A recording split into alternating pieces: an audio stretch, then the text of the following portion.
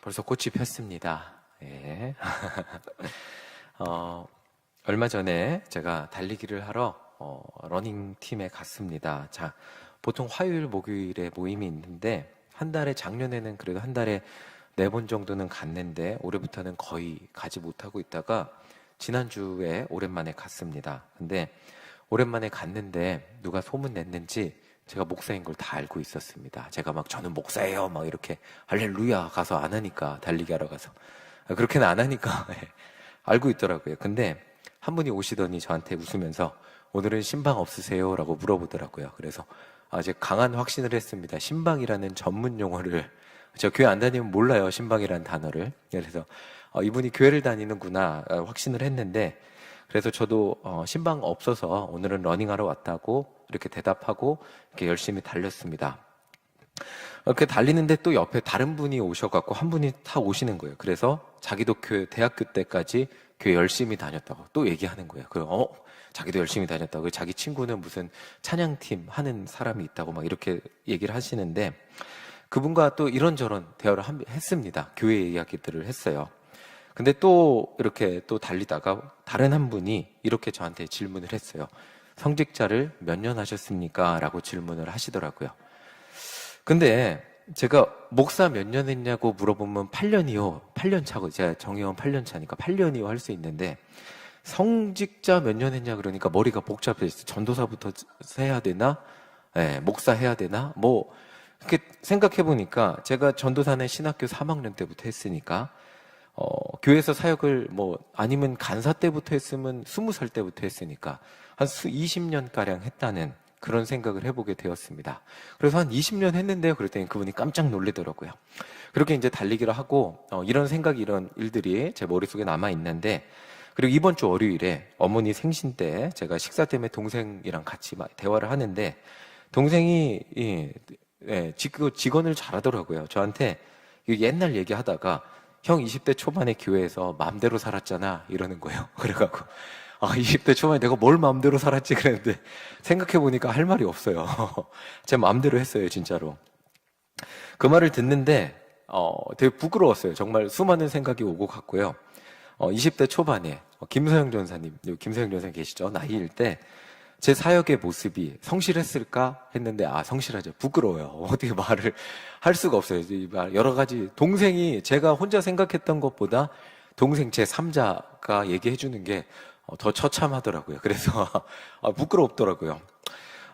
통제 안 되는 제 마음대로 살았던 모습이 있었구나, 이런 모습을 생각해 봤습니다.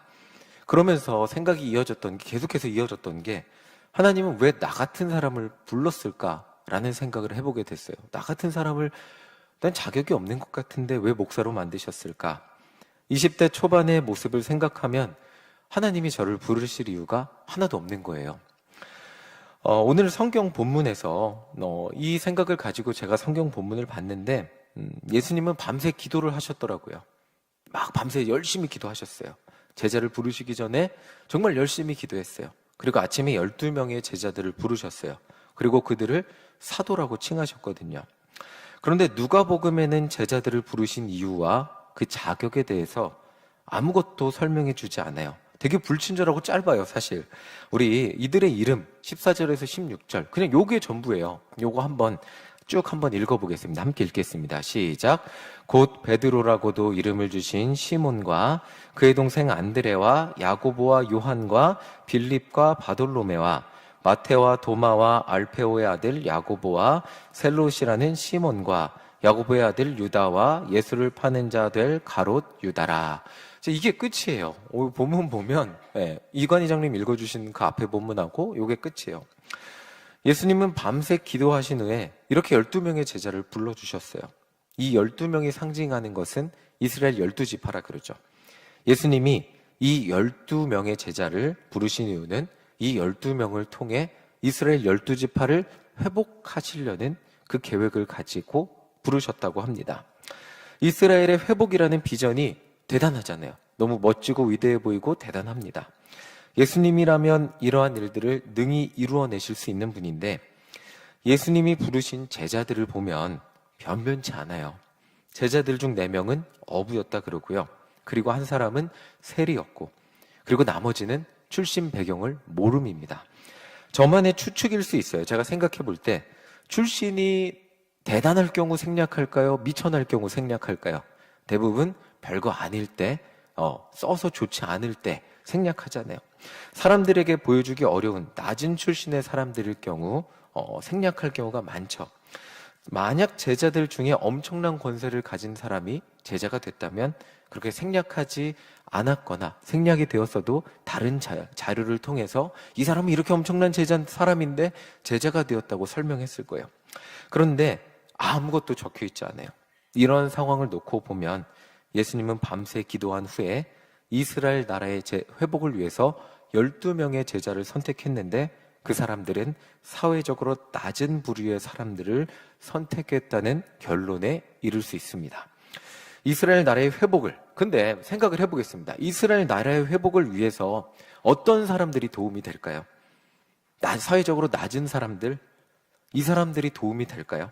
현실적으로 생각을 해보면 영향력 있는, 권세 있는 사람들하고 손잡는 게 좋을 것 같습니다. 그리고 군사적으로 도움을 줄 수 있는 사람, 아니면 뭔가 재정적으로 서포트하거나 사람들의 존경을 받아서 그 사람 한마디면 막 수많은 사람들이 움직여줄 수 있는 그런 사람들과 힘을 합치는 게 이스라엘 나라의 회복이라는 거대한 목표를 이루는데 현실적으로 도움이 되죠.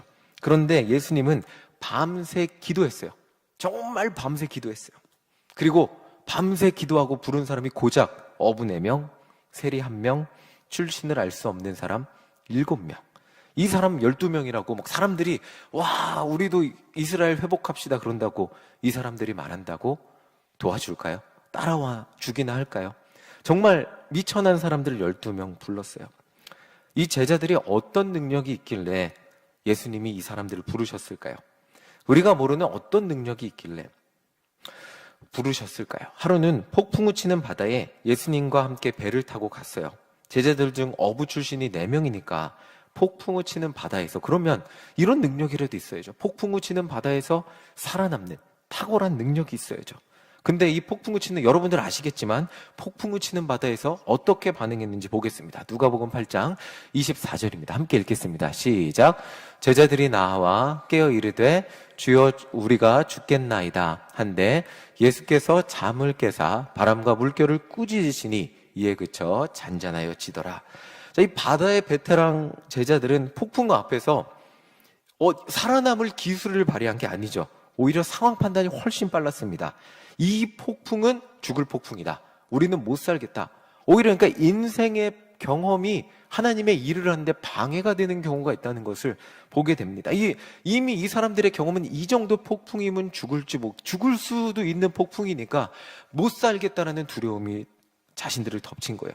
그러니까 이 경험은 상황과 판단을 사용하여 좌절하는데 상황과 환경을 빨리 판단하게 된 거죠. 그리고 그들이 좌절하게 되는데 사용되었을 뿐이에요. 그게 그들의 베테랑의 경험이었어요. 현실의 경험이 많다는 것은 때로는 믿음의 근거가 되기보다는 좌절과 두려움의 근거가 될 때가 너무나 많게, 우리도 다 아시잖아요. 그렇게 우리가 살아보니까 이거는 안 되는 상황인 경우가 너무나 많잖아요. 좌절하고 두렵게 하는 경우가 너무나 많잖아요. 자, 그리고 한 번은 제자들이 귀신을 내쫓으려고 했어요. 근데 잘 안 됐어요. 누가복음 9장 40절 우리 함께 읽겠습니다. 시작. 당신의 제자들에게 내쫓아 주기를 구하였으나 뭐라고요? 그들이 능히 못하더이다. 특별한 능력이 뭐 대단한 게 있어야 되는데 귀신도 못 쫓았어요. 귀신 앞에서 명색이 예수님의 제자의 체면은 바닥에 떨어졌어요. 그리고 또 예수님의 제자들이 자기들끼리 싸웠어요. 왜 싸웠냐면 이 대단하지 않은 12명 모아놓은 것 같은데 그들 중에 누가 크냐고 자기들끼리 싸운 거예요. 제가 미국에서 단독 목회할 때 지방에서 통계서기를 했어요. 그런데 통계서기는 이제 지방 교회들의 보고를 받아서 이제 뭐 교인 몇 명, 전도 몇 명 한 거, 1년 동안 한 거, 이거를 정리하는 거예요. 그런데 제가 마음대로 이 교회 순서를 가나다 순으로 정리를 했어요. 뭐 무슨 교회, 그러니까 우리 뭐 일신교회는 이응이니까 이응 순서로 가겠죠. 그러면 자료집에 그렇게 쓰면 저 되게 많이 혼났어요. 그 교회 자료집 보시면 순서 있잖아요. 그거를 그때 처음 배웠어요. 저는 교회 설립 연도로 쓴다는 거를 처음 배웠어요. 근데 저는 그 아무것도 모르는 전도사니까 가나다 순서로 정렬했다가 저보다 이제 선배 목사님한테 엄청 혼났던 기억이 있습니다. 자, 이 경험을 통해 배운 게 있다면 저는 세상 모든 일에 순서가 있어요. 아무리 순서를 안 매기려 그래도 마정은 박청입니까? 박청 마정은입니까? 박청 마정은이에요.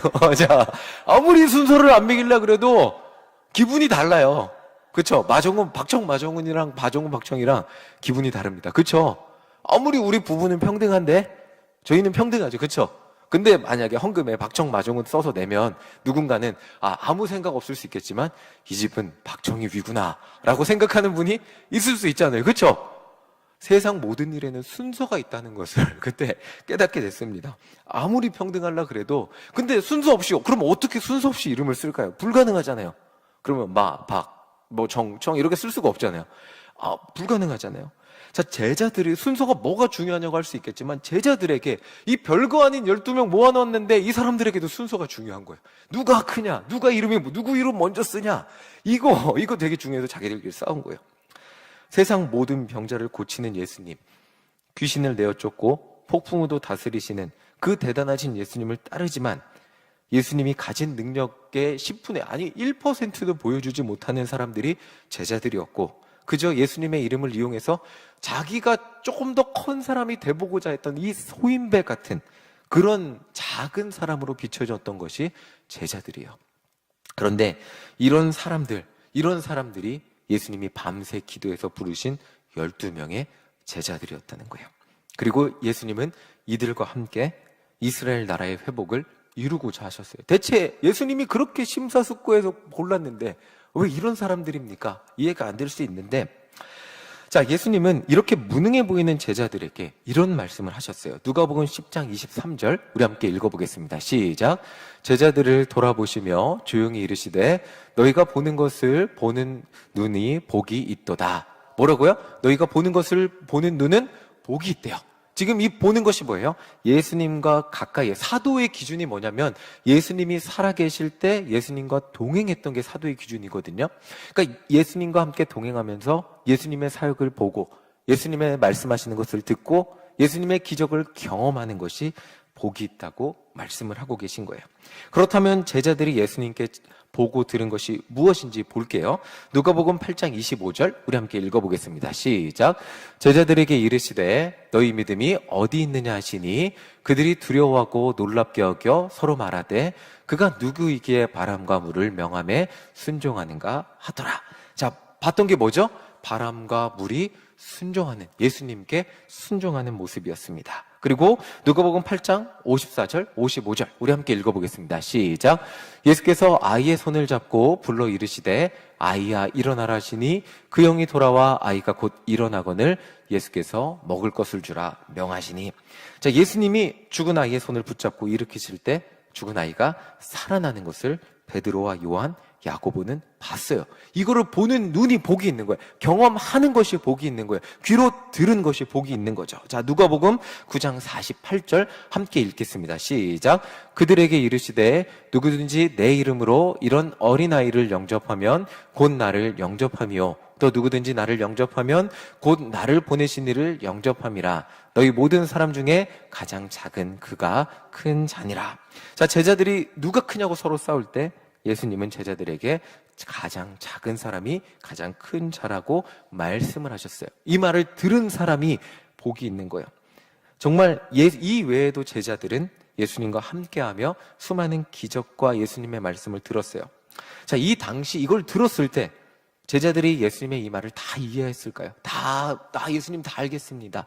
이랬을까요? 한 80%도 이해하지 못했을 거예요. 그런데 이해하지 못해도 예수님은 그냥 지금 예수님의 모습, 예수님의 말씀, 예수님의 기적, 예수님의 행함을 보고 듣고 경험하는 것만으로 복이 있다고 말씀을 하셨어요. 그 이유가 예수님이 죽으시고 부활하시고 하늘로 올라가신 다음에 사도행전의 베드로의 사역 가운데 나타나요. 자, 사도행전 3장 6절입니다. 우리 다 알고 있는 말씀인데 함께 읽겠습니다. 시작. 베드로가 이르되 은과 금은 내게 없거니와 내게 있는 이것을 내게 주노니 나사렛 예수 그리스도의 이름으로 일어나 걸으라 하고. 비록 베드로가 예수님과 함께 다닐 때 자신들의 힘으로 귀신을 내어쫓지 못해. 내 이름은 못 쫓았죠. 그런데 예수님과 함께 다니면서 배운 게 있어요. 예수의 이름에 능력이 있다는 것을 배웠어요. 그리고 부활하신 예수님을 만나고 성령을 받은 후 깨달은 것이 있어요. 그게 뭐냐면 내 이름으로, 내 힘으로 귀신을 내어쫓는 것이 아니고 예수 그리스도의 이름을 의지해서 선포할 때 예수의 능력이 그들의 사역 가운데 나타나게 된다는 것을 깨달았어요. 그리고 예수님을 죽인 사람들, 베드로는 이후에 예수님을 죽인 사람들 앞에서 두려워하지 않고 이렇게 말을 할 수 있는 사람이 됐어요. 사도행전 3장 16절 함께 읽겠습니다. 시작. 그 이름을 믿음으로 그 이름이 너희가 보고 아는 이 사람을 성하게 하였나니 예수로 말미암아 난 믿음이 너희 모든 사람 앞에서 이같이 완전히 낫게 하였느니라. 지금 베드로가 말하는데 지금 누구의 이름으로 나섰다고? 베드로가 병자를 일으켰죠. 베드로가 누구의 손으로 일으켰어요? 베드로가 일으켰는데 지금 내가 했다고 얘기해요? 아니면 예수의 이름을 말하고 있어요? 베드로가 일으킨 기적 가운데 선포하고 있는 것은 오직 예수 그리스도의 이름인 걸 알 수 있어요. 베드로는 예수님을 죽인 사람들 앞에서 두려움 없이 예수님의 이름이 병든 자를 살리고 예수님의 이름에 권세와 능력이 있다는 것을 증언하는 사람, 이게 핵심이거든요. 증언하는 사람이 되었습니다.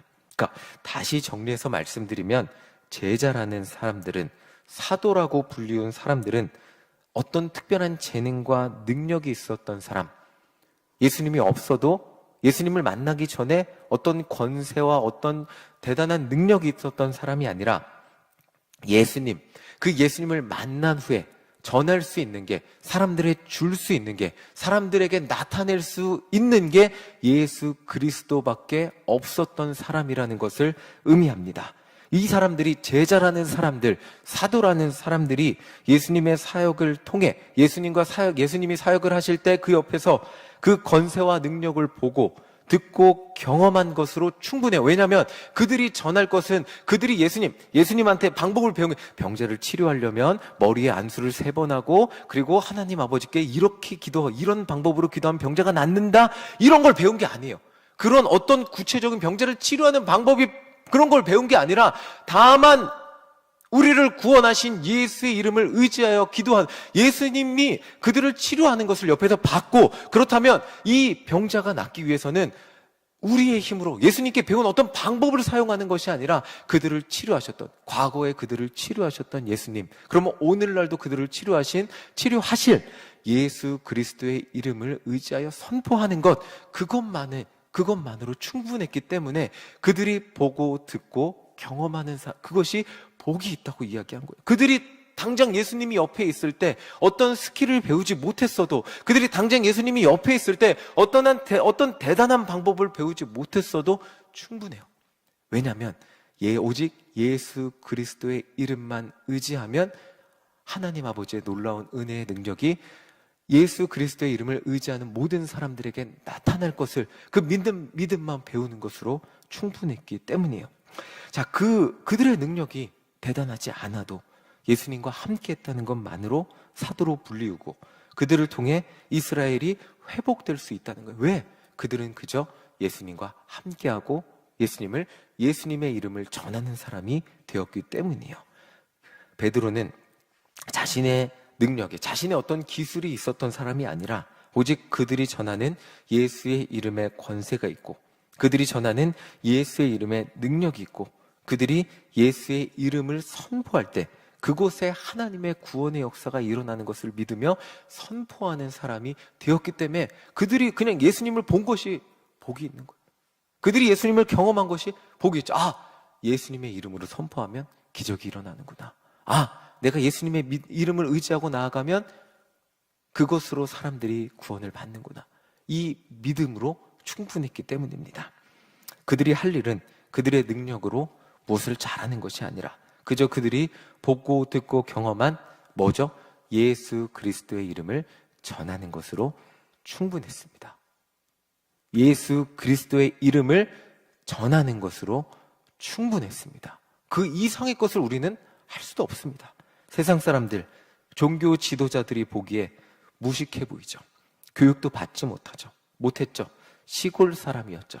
그런 무명의 베드로가 예루살렘의 잘난 사람들 앞에서 보여준 것은 개인의 어떤 능력이 아니에요. 그가 전한 것은 단지 예수 그리스도의 이름의 구원의 능력, 예수 그리스도의 이름뿐이었어요. 사도행전 4장 11절 12절 우리 함께 읽어보겠습니다. 시작. 이 예수는 너희 건축자들의 버린 돌로서 집 모퉁이의 머릿돌이 되었느니라. 다른 이로서는 구원을 받을 수 없나니 천하 사람 중에 구원을 받을 만한 다른 이름을 우리에게 주신 일이 없음이라 하였더라. 뭐라고요? 베드로가 전한 건 딱 하나예요. 베드로가 예수님께 배운 건 하나예요. 너 예수님이 병자 어떻게 고치는지 아니? 귀신 어떻게 내쫓는지 아니? 가르쳐 주신 거 없어요. 예수님과 함께하며 너희들이 내 이름을 의지하여 기도해라. 다른 이로서는 구원을 받을 수 없나니 오직 예수의 이름만 의지하는 법. 예수님과 함께하며 그것만 배운 거예요. 그리고 베드로는 그렇게 배운 대로 예수님을 전할 때 놀라운 일들이 일어난 거죠. 자, 사도행전 6장 7절 함께 읽겠습니다. 시작. 하나님의 말씀이 점점 왕성하여 예루살렘에 있는 제자의 수가 더 심히 많아지고 허다한 제사장의 무리도 이 도에 복종하니라. 어떤 철학적인 언변과 그들이 어떤 기술을 사용한 찬양 인도를 잘해서 찬양 인도를 잘해서 된 것도 아니고 그들이 어떤 종교적 그들은 아무것도 아니었어요. 그런데 그들이 전하는 예수 그리스도의 이름의 능력에 생명이 있었기 때문에 하나님의 말씀이 점점 왕성하여졌고 예수님을 믿는 제자의 수가 점점 많아지게 되었어요. 예수님을 보았던 사도들 그리고 그와 함께했던 사람들이 어떤 기술이 아닌 예수님이 우리 죄를 위해 죽으셨어요 라는 세상에서 가장 기쁜 소식인 복음을 전했을 때 예루살렘에 부흥의 역사가 일어났습니다. 하나님은 우리를 부르셨어요. 왜 저를 부르셨을까요? 여러분들을 부르셨어요. 예수님이 밤새 기도하시고 부르신 사람들이 여러분이신 줄 믿으시기를 소망합니다. 세상에 수많은 사람들이 예수님 소식을 들어요. 우리 나가서 예수님 전하잖아요. 근데 수많은 사람들이 듣는데 하필 여러분들이 이 자리에 앉아 계세요. 대단한 게 없지 않냐? 대단하십니다. 여러분들 제 비하하는 거 아니에요? 여러분들 대단하세요. 근데 저는 대단하지 않았어요. 저 매번 말씀드리지만 음치였고요. 성품적으로도 제 마음대로 하기 싫은 건 안 하던 사람이었어요. 그리고 내성적이어서 설교도 되게 부끄러워. 저 처음 설교했을 때를 기억합니다. 처음 설교할 때 도저히 무슨 얘기를 해야 될지 모르겠어갖고 그 방구석에서 5시간 동안 기도했던 기억이 나요. 하나님 대체 무슨 말을 해요? 나가서. 그리고 처음 설교 기도하는데 주기도문 까먹어갖고 주기도문 이상하게 외우고 내려와서 그 다음부터는 주기도문 안 보고 암송 절대로 안 해요. 앞에서. 그렇게 했던 기억이 나는데 내성적이어서 설교도 너무너무 무섭고 전도하다가 도망쳤던 저를 부르셨습니다. 신학교 가니까 다들 큰 교회에서 왔더라고요. 그리고 자기 찬양인도 하는데 기타도 잘 치고 노래도 너무 잘하고요. 그리고 어떤 아이들은 1학년 때부터 유학 간다고 영어 공부하고 어떤 아이들은 목사님 아들이라서 이미 진로가 결정돼 있고 그리고 어떤 아이들은 1학년 때 설교 대회 나갔는데 너무 잘하고 근데 저는 아무 재능이 없어 보였습니다. 그런 사람을 하나님께서 부르셔서 예수님을 전하는 자로 만들어 주셨습니다. 그리고 생각해 보니까 20년 이 길을 걸어왔더라고요. 걸어올 수 있었던 이유는 제가 마정훈이라는 사람을 자랑하려고 살았다면 자랑할 것이 아무것도 없는데 저는 이 자리에서 예수님을 전하는 자로 살았기 때문에 20년을 살아올 수 있었다고 생각을 하게 되었습니다. 제가 쓰임받을 수 있는 이유는 제가 재능이 있는 사람이 아니라 예수 이름에 능력이 있기 때문이었습니다. 오늘 저와 우리에게 예수님은 다시 한번 말씀하십니다. 하나님의 길을 걸어가는데 필요한 것이 있다면 그것은 예수 그리스도의 이름 하나면 충분하다고. 전도하는데 말의 제도도 필요하고 재물도 필요하고 수많은 것들이 예수님 건강도 수많은 것들이 필요해요. 이렇게 말씀하실 수 있겠지만 그거에 앞서 우리에게 말씀하십니다. 전도하는데 하나님 뜻대로 살아가는데 주님의 증인으로 살아가는데 가장 필요한 것이 있다면 그것이 뭔지 아니? 예수 그리스도의 이름이야 라고 우리에게 다시 한번 말씀하고 계십니다. 그 이유는 우리는 그저 내가 만난 예수님을 전하는 증인에 불과하기 때문입니다. 전도는 그렇다면 내가 만난 예수님을 만나서 내가 살아가는 그 삶을, 내가 살아가는 그 행복한 삶을 사람들에게 알려주는 그것에 불과하기 때문에, 내가 행복하지 않은데 예수님을 어떻게 전하겠습니까? 예수님이 오늘 대단하지 않은 우리를 대단하신 예수님을 전하는 그 증인으로 부르십니다. 우리가 할 일은 예수님의 부르심에 그저 묵묵히 따르며 예수님이 나에게 경험하게 하시고 나에게 보여주시고 듣게 하시고 만나게 하시는 그것을 세상에 전하게 하는 것, 그것이 우리의 사명이라는 것입니다. 바로 그때 우리를 통하여 생명의 이름 예수 그리스도가 세상에 전해질 줄 믿습니다. 그 갈릴리의 시골의 어부들을 부르셔서 이스라엘 나라를 회복하셨어요. 로마에까지 복음이 전해지게 하시고 세상에 전해지게 하시고 이 대한민국까지 복음이 전해지게 하셨어요. 여러분들의 그 작은 한마디가 그 복음의 씨앗이 어디까지 전해질지는 우리는 모르는 일입니다. 그런데 우리의 할 일은 그저 그 생명의 불씨, 그 생명의 불씨를 나를 구원하신 예수님을 세상 가운데 증언하는 것입니다. 자, 사도행전에 제 가슴을 뛰게 하는 말씀이 있어요. 우리 이 말씀을 읽고 마치도록 하겠습니다. 우리 마지막 말씀인데 사도행전 16장이에요. 제가 오타를 쳤는데, 자, 사도 바울이 간수에게 이런 말을 했죠. 네, 우리 함께 읽겠습니다. 시작. 이르되 주 예수를 믿으라. 그리하면 너와 내 집이 구원을 받으리라 하고. 아멘. 세상의 모든 믿지 않는 사람들에게 전하는 가장 기쁜 소식이 되기를 간절히 소망합니다. 이것만 전할 수 있으면 우리는 모두 예수님의 제자인 줄 믿습니다. 아멘. 여러분들은 예수님이 밤새 간절히 기도하고 부르신 한 사람임을 믿으며 세상 가운데 나아가 예수님을 전하는 우리 모두가 되시기를 간절히 소망합니다. 아멘.